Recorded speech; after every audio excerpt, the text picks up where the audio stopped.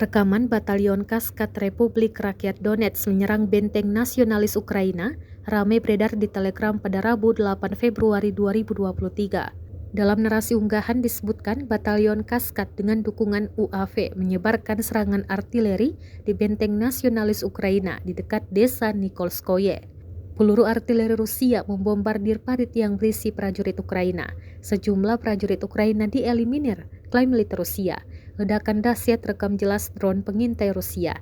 Rekamannya pun menuai berbagai komentar dari warganet. Di satu sisi, Rusia mengklaim telah membunuh sejumlah besar pasukan Ukraina dalam beberapa pekan terakhir.